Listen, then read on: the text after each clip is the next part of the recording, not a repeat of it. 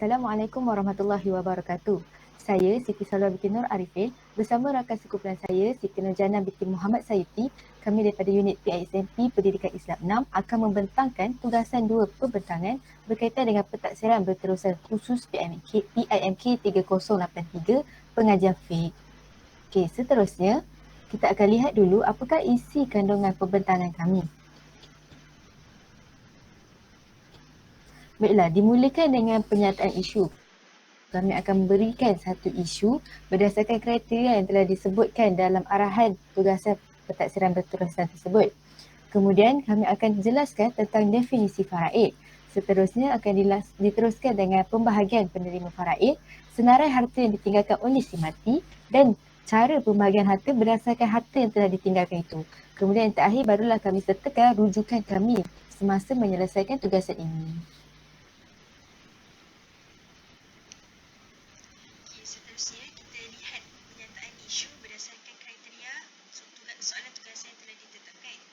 Muiz merupakan seorang jurutera yang berusia 45 tahun dan beliau bekerja di sebuah kilang yang terletak di kawasan desa.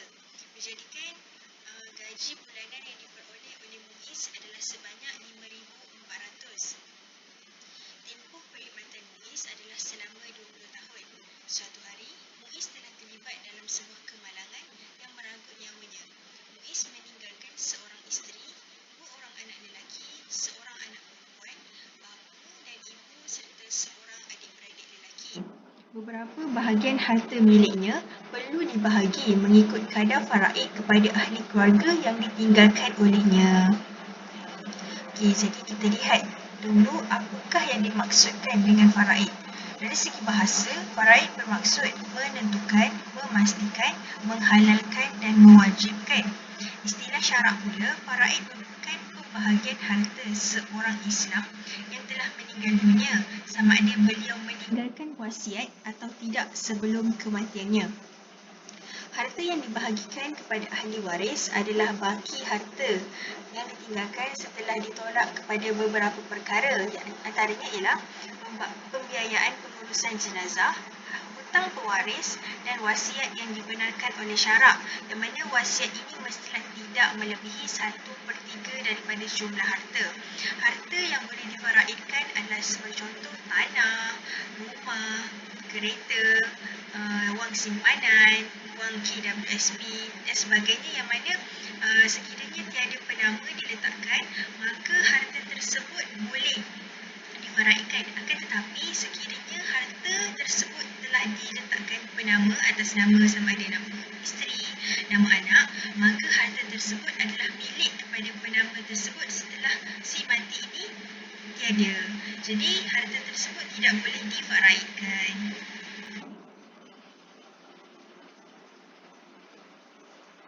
Baiklah, seterusnya kita akan teruskan dengan pembahagian penerima faraid. Apabila seseorang Islam itu mati atau meninggal, maka akan ada pewaris yang menerima faraid itu. Jadi macam mana nak tahu siapa yang layak terima dulu, siapa yang terkemudian. Dari situlah terbahaginya kepada dua kategori, iaitu ashabul furud dan asabah. Ashabul furud ini dalam bahasa yang mudah dipahami adalah golongan yang lebih layak dan perlu diutamakan dalam konsep pembahagian faraid. Okey, siapa golongan yang terlibat dalam ashabul furud? Golongan tersebut adalah golongan yang mendapat bahagian yang ditetapkan oleh syarak, iaitu sama ada 1/2, 1/3, 1/4, 2/3, 1/6 atau 1/8. Jadi bahagian-bahagian ini memang telah tetap, tak boleh nak diubah atau disesuaikan mengikut keadaan sendiri, suka hati sendiri, tak boleh. Sebab itu memang dah ditetapkan dalam syarak konsep ashabul furud. Okey, ini bahagiannya. Jadi setiap pembahagian itu adalah kepada golongan-golongan yang tertentu.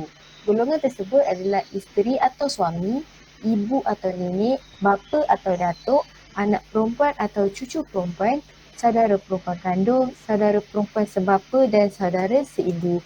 Jadi dari setiap isteri atau suami itu baru dia ada kategori pecahan bahagian ashabul furud yang diterima. Begitu. Okey, yang kedua adalah asabah. Asabah ni adalah golongan yang menerima baki setelah semua golongan ashabul furud menerima bahagian mereka. Macam yang saya katakan tadi, golongan ashabul furud ni adalah golongan yang perlu diutamakan dahulu. Jadi setelah selesai pembahagian faraid mengikut ketetapan yang telah ditetapkan tu, pembahagian yang ditetapkan tu, baki daripada harta peninggalan si mati barulah diagihkan kepada golongan yang tergolong dalam kategori asobah ni. Dan asobah ni pula dia terbahagi kepada tiga jenis asobah yang berbeza. Okey, yang pertama bermula dengan asobah binafsi. Asobah binafsi ni maksud dia asobah dengan diri sendiri. Dia menjadikan asobah tu tak perlukan kepada orang lain untuk dia menerima waris tu. Okey, ada asobah binafsi ni terdiri daripada waris lelaki je, iaitu seramai 12 orang waris lelaki. Antaranya bapa, datuk, anak lelaki, cucu lelaki, anak lelaki, saudara lelaki kandung, saudara lelaki sebapa, anak lelaki, saudara lelaki kandung, anak lelaki, saudara lelaki sebapa, bapa saudara kandung, bapa saudara sebapa, anak lelaki, bapa saudara kandung dan anak lelaki, bapa saudara sebapa. Jadi boleh diperhatikan asobah binafsi ni adalah mereka yang mewarisi semua waris lelaki kecuali suami dan saudara lelaki si ibu. Dan perlu dipahami dalam kategori asobah binafsi ini, jika terdapat ramai sangat waris yang boleh mewarisi harta yang ditinggalkan si mati, maka yang akan diutamakan hanyalah waris yang paling hampir dengan si mati. Dari situ maksudnya waris yang dah jauh, yang lebih jauh daripada keturunan si mati akan terdinding atau gugur daripada mewarisi sebarang harta si mati. Okey, yang kedua asobah bil ghair. Okay, golongan ini diambil oleh semua perempuan dengan sebab adanya orang lelaki lain. Maksudnya dekat sini asobah bil ghair ni, seseorang itu akan mewarisi harta pusaka si mati bila si mati itu meninggalkan waris lelaki dan waris perempuan yang sama darjat. Okey, contohnya kalau dilihat kat sini anak perempuan atau anak lelaki. Okay, dari situ anak perempuan tu sama darjat dengan anak lelaki. Jadi kedua-duanya akan tergolong dalam asobah bil ghair. Cucu perempuan atau cucu lelaki, saudara kandung perempuan atau saudara kandung lelaki, dan saudara sebapa atau lelaki perempuan. Saudara sebapa ataupun saudara lelaki dan perempuan macam tu. Jadi dari sini boleh diperhatikan bahawa asobah mungkin kalau si mati tidak meninggalkan anak perempuan, maka anak lelaki ni akan tergolong dalam asobah binafsi. Tetapi sekiranya si mati meninggalkan anak lelaki, secara tidak langsung anak perempuan dan anak lelaki tersebut kedua-duanya akan tergolong dalam kategori asobah bil ghair. Dalam isu yang kami ketengahkan ini iaitu situasi Muiz meninggalkan anak lelaki dan juga anak perempuan. Jadi dari situ kedua-duanya akan tergolong dalam asobah bil ghair. Okay. Dan kategori asobah yang terakhir adalah asobah ma'al ghair. Golongan ini diambil oleh semua perempuan sebab berserta orang perempuan lain. Ini terdiri daripada dua orang perempuan, iaitu saudara perempuan kandung dan saudara perempuan sebapa yang berkongsi dengan anak atau cucu perempuan. Maksudnya kat sini, asobah ma'al ghair ini apabila si mati meninggalkan bersamanya anak perempuan atau cucu perempuan. Tapi ada syarat. Syaratnya, dia tidak ada saudara seibu sebapa lelaki atau saudara sebapa lelaki yang mengasobahkan saudara-saudara perempuan tersebut. Dalam masalah ataupun isu penyelesaian faraid berkaitan peninggalan harta si Muiz ini, tak ada pembahagian kepada asobah ma'al ghair sebab tidak menepati ciri-ciri keturunan yang telah ditetapkan. Okey, seterusnya kita akan lihat kepada harta yang ditinggalkan oleh Muiz. Okey, kami tetapkan Muiz mempunyai 5 harta yang ditinggalkan, iaitu yang sebagai seorang jurutera, Muiz ni mempunyai gaji sebanyak 5,400 berdasarkan tempoh perkhidmatan selama 20 tahun. Gaji bersih pada saat usia Muiz mati adalah sebanyak RM4,806. Jadi rumah yang dimiliki oleh Muiz bernilai RM200,000. Tetapi rumah tersebut bukan diletakkan sebagai Muiz sebagai penama, sebaliknya isteri Muiz adalah penama kepada rumah tersebut. Okey, yang kedua KWSP. KWSP ni adalah sebanyak 11% daripada gaji Muiz. Jadi jumlah KWSP semasa Muiz mati adalah sebanyak RM198,100. Okey, seterusnya tabung haji, simpanan dalam tabung haji. Tabung haji Muiz ada terkumpul sebanyak RM120,000 setelah menabung selama 20 tahun. Walau bagaimanapun, tabung haji ini juga Muiz telah letakkan isterinya sebagai penama. Jadi ianya seperti yang Janah katakan tadi, rumah dan tabung haji ini tidak akan boleh difaraidkan. Okey, yang keempat adalah kereta. Berkaitan dengan harta benda seperti rumah dan kereta, walaupun selepas seseorang itu mati, pembahagian harta terhadap harta benda segini adalah berdasarkan nilainya. Jadi tadi kita dah tetapkan nilai rumah dan sekarang nilai kereta adalah berdasarkan 2 buah kereta yang Muiz ada. Jadi jumlah nilai dua-dua kereta tu adalah sebanyak RM204,182. Okey, simpanan semasa dengan menganggarkan bulanan Muiz menyimpan sebanyak RM1,300 selama hampir 20 tahun, simpanan semasa Muiz adalah sebanyak RM300,000. Dan yang terakhir adalah jongkok emas seberat 1 kilogram. Okey, jongkok emas berdasarkan nilaian harga semasa jongkok emas 1 kilogram, nilai yang ditinggalkan oleh Muiz adalah sebanyak RM270,000. Jadi di sini jumlah harta yang ditinggalkan oleh Muiz adalah sebanyak RM972,282 dengan syarat dan dengan ketetapan bahawa jumlah harta ini tidak termasuk dengan harta yang berpenama, iaitu harta nilaian rumah dan juga tabung haji. Itu adalah harta yang ditinggalkan oleh Muiz. Seterusnya kita akan sambung dengan pembahagian faraid. Okey, seterusnya kita lihat bagaimanakah cara untuk pembahagian harta berdasarkan kepada. Okey, seterusnya kita lihat pula kepada pembahagian harta untuk waris-waris yang ditinggalkan oleh Muiz. Untuk yang pertama, golongan ashabul furud. Berdasarkan daripada situasi Muiz ini, beliau telah meninggalkan isteri, bapa dan juga ibu, yang mana ketiga-tiga ini berada dalam golongan ashabul furud.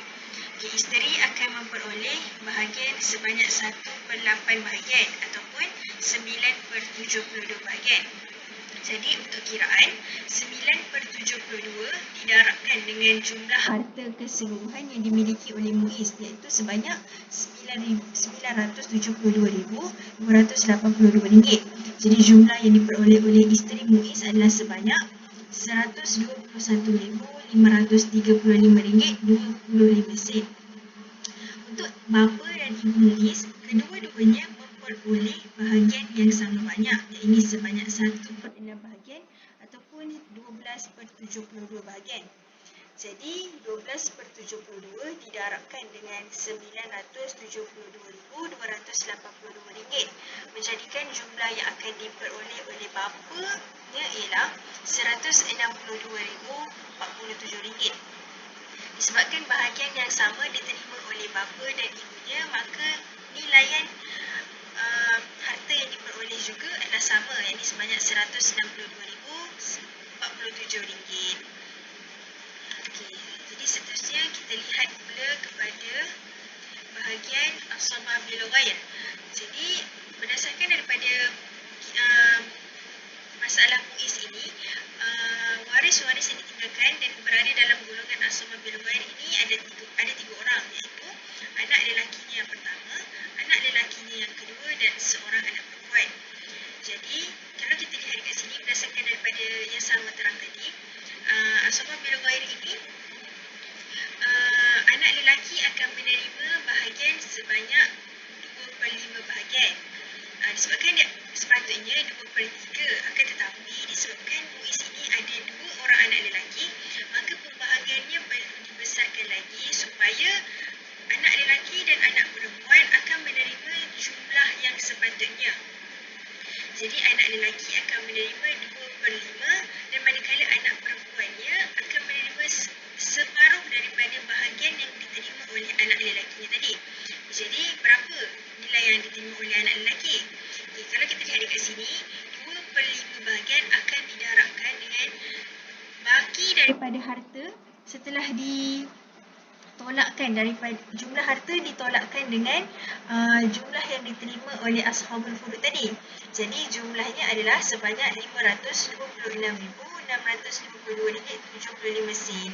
Jumlah ini merupakan jumlah baki daripada harta setelah diberikan kepada golongan ashabul furud tadi, menjadikan anak lelaki yang pertama akan menerima sebanyak RM210,661.10.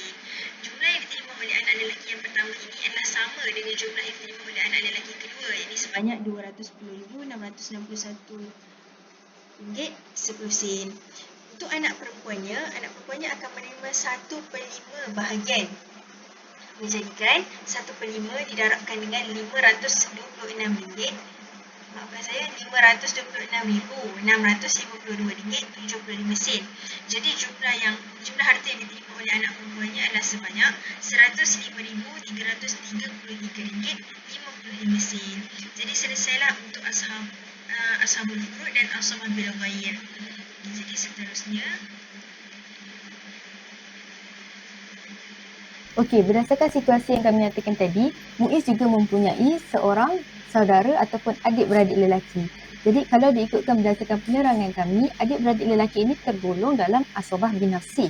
Walau bagaimanapun, disebabkan terdapat waris yang lebih hampir kepada si mati iaitu Muiz, dan waris yang lebih hampir tersebut adalah bapa Muiz, maka secara tak langsung saudara lelaki Muiz ini telah terhalang daripada mewarisi sebarang harta Muiz.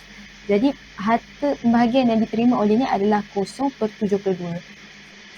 Kesimpulannya, adik-beradik lelaki Muiz tidak akan memperoleh sebarang harta berdasarkan pembahagian harta faraid.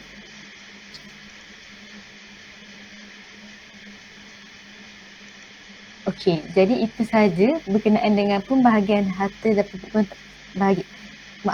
itu sahaja pembincangan kami berkaitan dengan pembahagian faraid dan harta faraid si Muiz. Jadi ini adalah rujukan kami sepanjang kami menyelesaikan pembahagian harta tersebut, dan rujukan kami juga untuk mengetahui bagaimana sebenarnya pembahagian harta itu dilaksanakan. Sekian sahaja daripada kumpulan kami. Sekian, terima kasih.